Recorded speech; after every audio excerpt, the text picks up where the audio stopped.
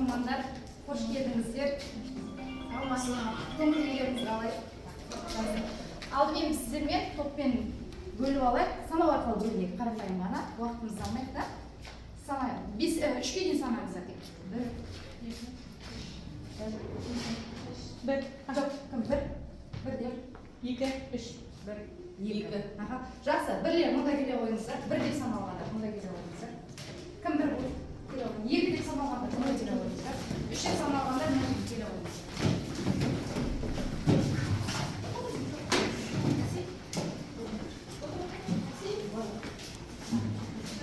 Жақсы. Енді тапсырма бойынша мен бір жасмаманы сұрап қарағанымда сіздерге қандай тақырып қызықты. Енді көп мұғалімдер сіздерге әртүрлі тапсырма беріп үйретіп жатыр да. Қосылмай қатысыңыздар ғой түрлі семинарларға. Сіздерге әдіс тәсіл көрсетсеңіздер деп. Енді әдіс тәсілдің түрлері өте көп. Бірақ енді бізге соның ішінде өзіме көбірек қолданамын деген әдіс тәсілді мен сіздерге көрсетуім келіп отыр да бұл жерде. Жақсы, бүгінгі тақырыбымыз сапалы білім беру жолындағы алғашқы қадамдар деп аталады. Бұл жас мамандарға арналған біздің алғашқы қадамымыз. Алдымен сабақты жоспарлау және ұйымдастыру тақырыбы бойынша мен бірінші Шырағай платформасы бойынша және DID платформасы бойынша мен сіздерге жасанды интеллект бойынша қолдандым. Енді сабақтарыңызда сіздер осыны қолдануларыңызға болады. Сабақтарыңыз сәлеметсіңдер ме ұстаздар және жас мамандар. Бүгінгі болатын сапалы білім беру жолындағы алғашқы қадамдар атты шағын семинарымызға қош келдіңіздер. Қазіргі заманғы білім беру жүйесі мұғалімдердің алдында үлкен міндеттер қояды. Әсіресе жас мамандар үшін оқу процесін тиімді ұйымдастыру мен сапалы білім берудің маңызы зор. Мұғалімнің кәсіби дамуы үшін әдістемелік қолдау маңызды рөл атқарады. Бұл мақалада жас педагогтарға көмек ретінде тиімді оқыту әдістері мен стратегиялары туралы айтылады. Деңгейін ескере отырып, кезең-кезеңімен көру қажет. Бұл оқушылардың белсенділігін арттырады. Сабақтың уақытты үнемдеуіне мүмкіндік береді. Мұғалімнің өзіне деген сенімін күшейтеді. Әдісті икемді таңдап, әр сабақты оқушылардың жас ерекшелігі мен қабылдау деңгейіне қарай өткізуді ұсынамын. Арнайы жағында тақырып ашуға да болады және сабақтың соңғы жағында кері байланыс ретінде сұрақтар қойып қолдансаңыздар да болады.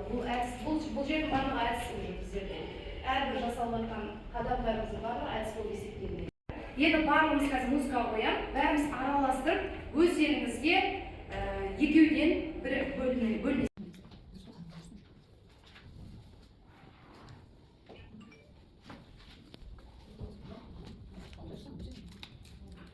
Жақсы, белгілердер ғой. Жаңа достарыңызды сағат 9-ға жазып қойыңыздар.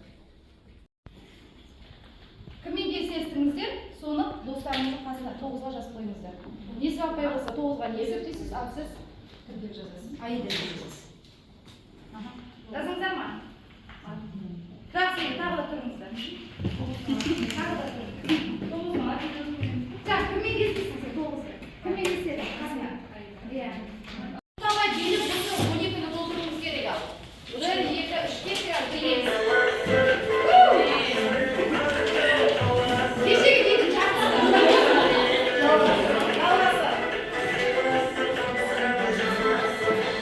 Shoot.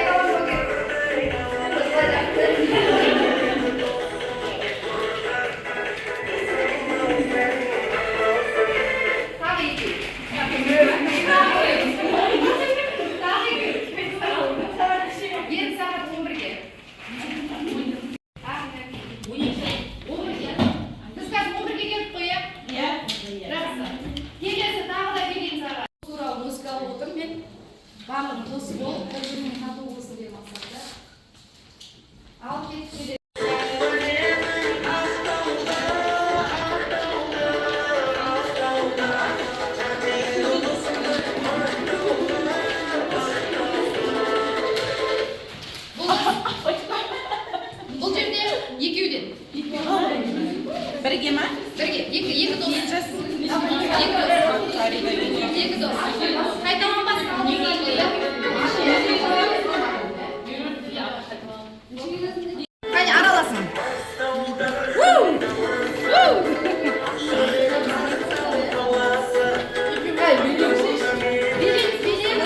Қолдан көтер. Ал жақсы, төртеуден. Ең төртеуден.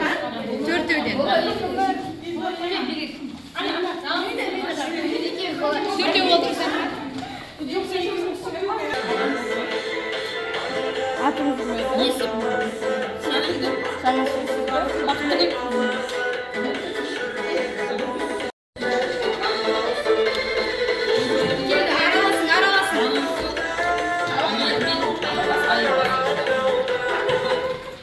Екеуден енді.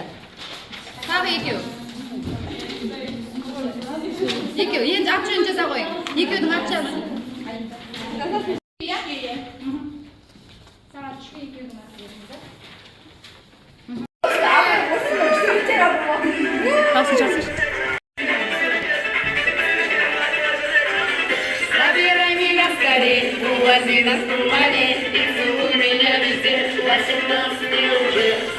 Ал үшеуден. Үшеуден.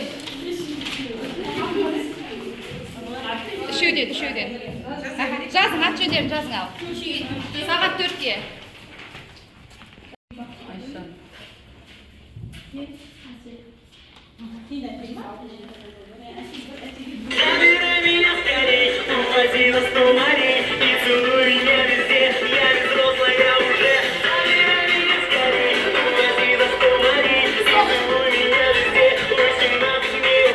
Төртеуден.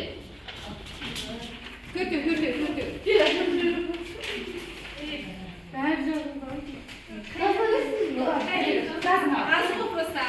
Просто адам басып мына жерде. 12 адам болса бізде класста 24-20-дан асар ғой, сол кезде не лавин есебін. 5-ке ғой. Мөлдір болды, е? 5-ке жасасты.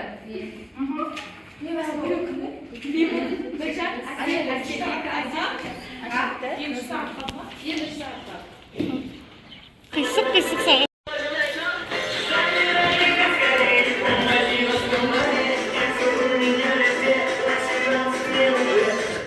Бұған тек өздерін жазыңдар. Тек өздерін жаза салың.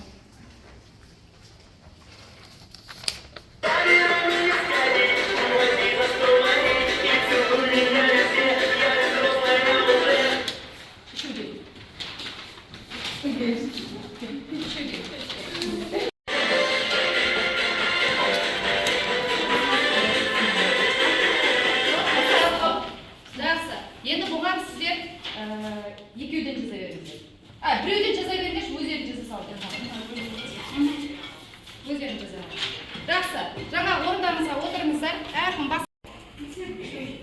Бұл біздерде сағат дос әдісі дейді. Мен бұны неге бизнес мирге қатыспайды алын сабағыма да былтырғы сабағыма қолдандым осы әдісті. Ол кезде енді 12 деген негізі көп көріп отырсыздар ғой, иә? Қайталанады. Біздер балдар үшін жалпы 12, 3, 6, 9 дегенді алсақ жеткілікті. 4 рет алсақ жеткілікті бұндай жағдайда. Сабағымда мен қолдандым, әрқайсысында әртүрлі тапсырмаларды ұйымдастырып қойдым сол кезде. Сосын осы бойынша ары қарай сабағымды өттім. Жалпы бұл әдіс бізге не үшін қажет? Біріншіден, оқушылардың бір-бірімен жақсы байланысу үшін қажет, және топтық жұмыс үшін қажет, және біздерде сіздер қымыжын жазған кездеріңізде қандай шартты қолдануларыңыз керек? Жұптық болу керек, қымыжыда топтық болу керек, сосын жеке жұмыс болу керек. Солай да сонда мына жерде біздерде міндетті түрде топтық жұмыс болу керек. Қазір сіздер топтық жұмыспен кетіп жатсыздар. Көріп отырсыздар ма? Барлық араласып жатсыздар мына жерде. Сол үшін мына жерде мына әдіс біздерде өте жақсы қолданылады. Жаңа бірінші сағат 9-да емес 10-да неше адаммен кездесесіз?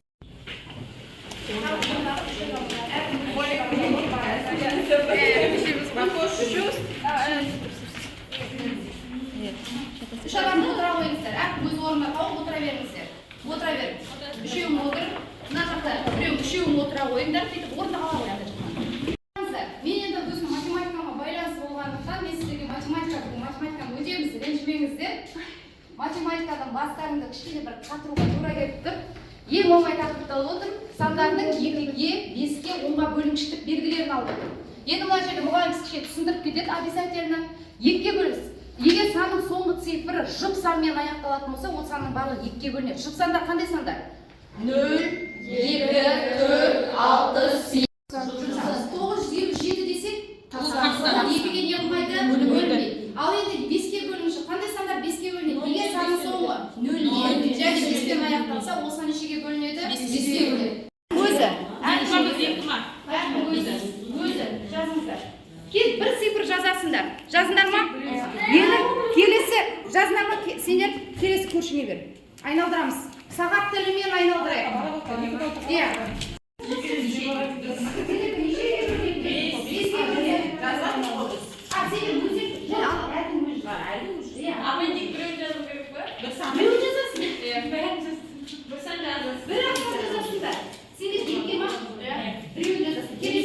Қайталанбау керек.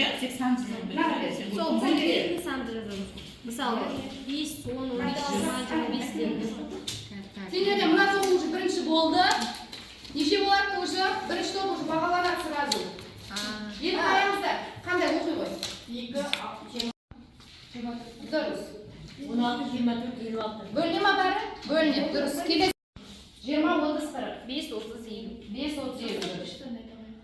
Давай, давай. 5, 30. Жоқ, үшеу ғой, дұрыс қой. Үшеу бол. 10, 45, 45. Бөлінеді. Бөлінеді. Сіздер математика 10, 50, 30, 100. Дұрыс. 20, 10, 75. Өте тамаша. Яғни үстіп бағалаймыз қазір. Математикада көргенмін. Яғни сіздер білдіңіз, біздерде тізбектен не түсіп қалды? Сіздер 2-ге бөлінгіштік, 5-ге бөлінгіштік, 10-ға бөлінгіштік тағы да. Мына жерде бірінші топта обязательно енді сіздер айтып өтесіңдер. Бірінші топ айтыңыздар. Тоқтай тұрыңыз. Онда біз неше істедік? Онда 10 істедік қожам. 10 істедік, иә? Тағы да отыра беріңдерші, мен де мына 9-да асығып кеттім. Айтыңыздар. Мына жерде қандай сөз түсіп қалды? Айтыңыздаршы. 2-ге бөліп. Қазір өздері айтады. Қандай сөз түсіп қалып отыр? Жоқ деген сөз түсіп қалып отыр. Көрдіңіздер ма? Әрбір сөзді түртіп алып отырыңыздар. Жоқ деген сөз. Ережені жақсылап меңгеріп алыңыздар. Қазір бұл ереже сіздерге керек болады. Келесі сіздерде қандай сөз түрі болса? Келесі тұрыңыздар.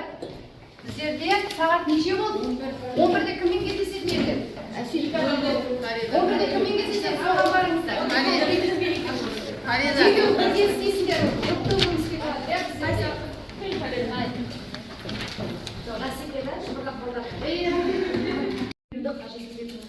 Өте күшті тақырып. Сіздер жаңа ережені білдіңіздер, иә? Ережеде қандай ерекше жақсы естерде қалған сөздер болды. Сол сөздерді ана стикерге жазып шыққандар. 5-ге бөлінгіштіктің ережесінде қандай қасиет нелер бар еді? Сөздер 5 деген сөз бар ма? 10 деген сөз бар ма? Бөлу деген сөз бар ма? Айта қойын. Жұп. 5, 0. 5 0. Келесі. 10. Міне сөздер. Бөлгіш, бөлінді. Бөліндінің Міне осы оқушыларға осылардың өзі бізде үлкен плюс болады. Айта. Ой, бұл бұлдым жазып алып. Иә, цифр деген сөз қолданылды. 5 жазбады, иә? Бұндай оқу жазылу. Иә, жазылу тізбек деген сөздер қолданылды. Так жоқ цифр. Дұрыс. 0 мен 5 деген сөз қолданылды. Сіздерде болды, жақсы. Жақсы, түсінікті болды ғой, иә? Иә, 12 қараңыздар. 12-де кіммен кездесетін енді?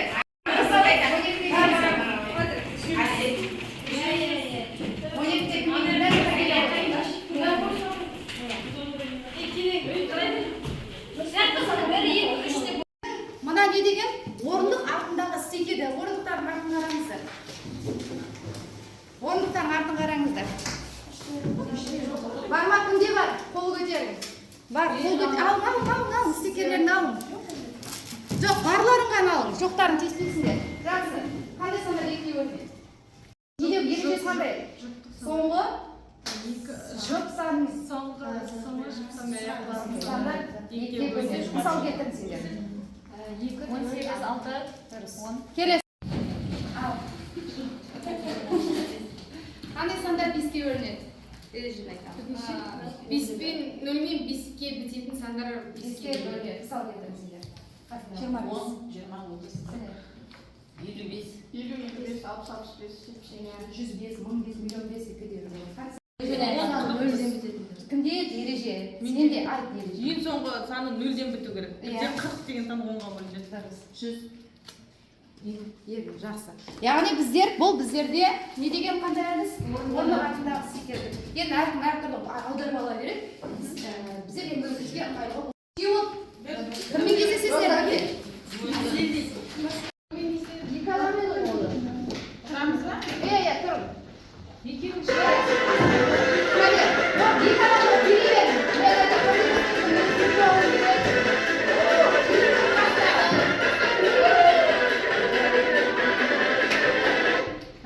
Қандай сандар 2-ге бөлінеді? 2, 12, Қандай сандар 5-ге бөлінеді? 10, 15. 50, 60. Қандай сандар 0-ге бөлінеді? 10-ға бөлінеді? Ереже салды. Қандай сандар 5-ге бөлінеді? Ереже қандай сандар? Мысал келтіріңіздер 5-ге бөлінеді. Өздерің күтіп алып отырыңдар. Аралас жұптас бұл сергітуге де жатады және кері байланысқа да жататын әдістердің бірі болып есептелінеді.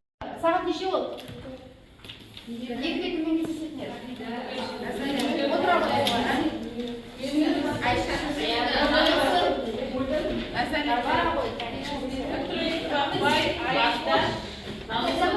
Әдістерінің бірі, орта аккаунттарыңызды қоясыздар. Бұл да кері байланысқа және немесе қызығушылықты ояту мақсатында қолданылатын әдістің бірі болып есептелінеді. Сабақ басталған кезде сұрауға немесе бүгінгі өткен тақырыпты қорытындылау мақсатында қолдансаңыздар болады. Мына қызыл ручка кімдікі? Маған ұнап тұр, қызыл екен, әдемі екен, қызылға қызылады, қыздар қызылға қызылады деп сөйлеп барып айтасыздар, жақсы ма? Жақсы, тұра қой, Фарида орныңнан. Қандай сандар 5-ге бөлінеді? Иә, мысал келтіре қойшы. Жақсы, рахмет. Мынада ерекше ручка кімдік екен, Фарида? Тұра қой. Қандай сандар 10-ға бөлінеді? Айта 0 мен аяқталатын, онда сандар 10-ға бөлінеді. Мысалы 100. Бөлмеді. 0 мен 5 пен аяқталатын. Мысал кетірші. 5, 100, Мынау біреуге 2 қоятын. Жақсы, қандай сандар 2-ге бөлінеді? жұп сандар. Мысал келтірші. Жұп сандар деп айтпаймыз сөйтіп, толықтырып айтамыз, иә? Соны жұп санмен аяқталатын сандар 2-ге бөлінеді. Мысалы 2, 4, 6, 8, 12, Үлкен сандармен сөйлейміз, ә? 264, 64. Иә, сондай. Өте тамаша. Бірде ғой, сол үшін мынау қандай ерекше екен? Кімдікі? Әсердікі, иә? Қандай сандар 10-ға бөлінеді? 56. Жақсы, мынаны бір ала қой, кімдікі? Қандай сандар 10-ға бөлінеді? 5-ге бөлінеді. соңғы 5 пен аяқталған сандар 5-ке бөлінеді. 45, 35, 25, 200. Бұл әдісті қызық әдістің бірі. Келесі. Сағат неше болды? 3. Сағат 3. Кіммен кездесесіңдер? Доминоның қызметі қандай? Ізін жалғастырасыңдар. Мысалы, мына жерде 4 болды, мына жерде 1 болса, 1-мен келесі 1-ді не қыласыңдар? Жалғастырасыңдар. Сергете бересіңдер, иә? Яғни сіздер қазір мына жерде 2-ге жұп сандарды 1 аласыңдар, 5-ге бөлінетіндерді 1 алып, 1 жалғастырып, 10-ға бөлінетіндерді 1 алып жалғастырып. Bir-birine жалғасып кетулер.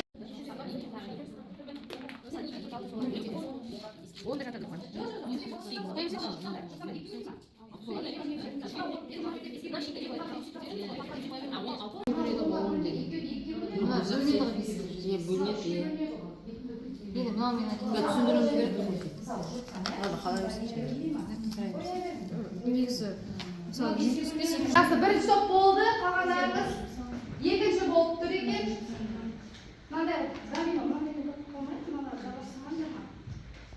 Мына топ үшінші болды. Яғни жақсы. Білдіңіздер ғой, иә? Келесі. Не сағат неше болды? Сағат 4 тұра қойыңыздар. 4-те кіммен кездесесіздер? Неше болып кездесесіңдер 4-те?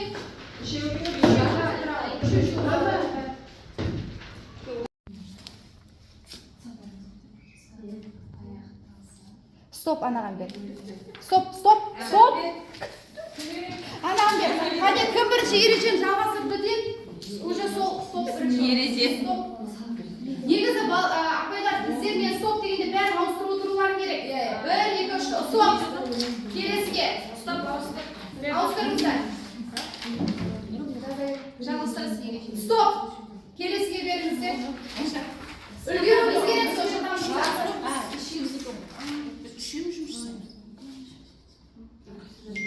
Стоп, келесіге.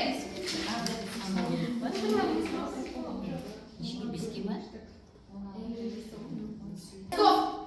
Ол аяқ, күндер ол бірінші. Бітетін сандар 5-ке бөлінеді. Мысалы 200 граммажда. Сіздерді? 5-ке Бес аяқталатын сандар 5, 10, мысалы. Яғни сөздің артын не қылмай қалды? Жалғаспай қалды. Аяқталса 2-ге бөлінеді. Мысалы 2, 4, Бұлар толық жаздар дұрыс. Сіздер толық бағаламаңыздар. Ауқыңыздар ережені. Соңғы нолмен аяқталатын сандар 10-ға бөлінеді. Бұлар толық жазылған дайын. Өте тамаша. Яғни бұл біздерде стоп қазір ойыны. Яғни тапсырманы өйстіп қызықтырып істесеңіздер болады. Сағат неше ол? Бізде WhatsApp немесе таблеттік балдар. Таблетте менде не істеп қалып отыр? Кішкене ақаулық болып қалды да, мен WhatsAppты қолданып берейін. Бәрі де кері байланыс үшін қолданатын әдіс бұл жерде. Сабақ аяқталып жатқан кезде бүгін сабақ осы бойынша сіздер бүгінгі сабаққа кері байланыс жасап кетіңіздерші маған. Вступить в группу дейміз бе? Иә, мына QR-мен кіресіңдер. Жас маман деп шықты ма? Группасы жас маман группасы. Кері байланыс жасап кетіңіздер. Меруерт апай сабақ қалай болды деген оң пікірлеріңізді беріп кетіңіздер. Оң пікірлеріңізді жасаймын. Бұлардың барлығы менде видеоға түсіріліп жатыр. Жасап, реттестіріп, мен неге салып қоямын, ютубқа салып қоямын. Сондықтан әрбір жасамдарыңыздың барлығын көрсетемін. Сосын сіздерге жіберемін. 6. Сағат 6 болды. Қане, 6-та кірмейді. Өздеріңіз ба? Енді кім мықты жаңа мына қағазды алып алыңыздар. Мына қағазды алып алыңыздар. Саяхат дейді. 2-ге бөлінетіндерді. Бетекші, мына топ 2-ге бөлінетіндерді тересіңдер. Сіздер 5-ге бөлінетін, сіздер 10-ға бөлінетіндерді. Мына галереяға мен сандар жазып тастағам 2-ге 3-ге бөліп, соны іздеп алыңыздар. Иә, қане тауып соны, мына жасырыңыздар. 4-ге бөлінеді ғой. Қане соны іздеп алыңыздар. Қараңыздар, мұқият қараңыздар. Айналаның бәрінде бар. Ол жаққа Фарида, ол жаққа кетпей ақ қой, ол жаққа қараңыздар. Сендер 2-ге бөлінетіндер, сендер 5-ге. Кімдікі көп, сол бағаланады. Дәл осы затты біреуікін алып кетпейін. Сендер 10-ға бөлінетін ғой. Алдай қоймай күнім Оған қарамайды. 2-ге бөлінетіндер.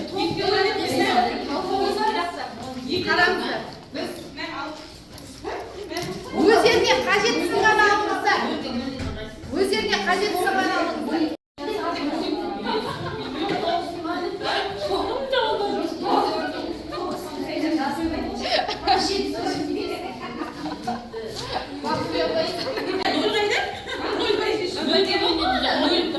Сендер уже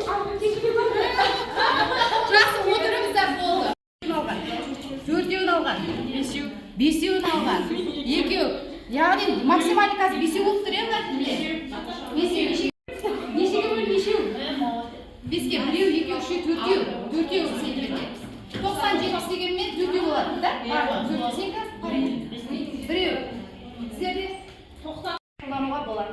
Енді қараңыздар, серпіту сәті. Соңғы енді бәріміз демаламыз, иә? Уже алтынан кейін шашайсыңдар ғой, үйлерге барып демалғыларың келеді. Сондықтан бәрі бір кішкене серпіліп. Қазір күтіп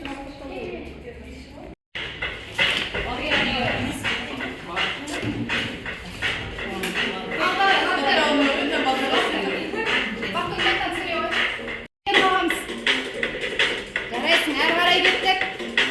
Тартамыз.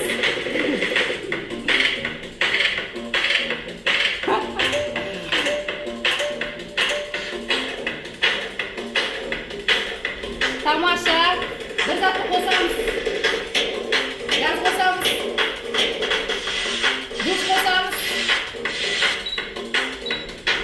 O'ynaymiz.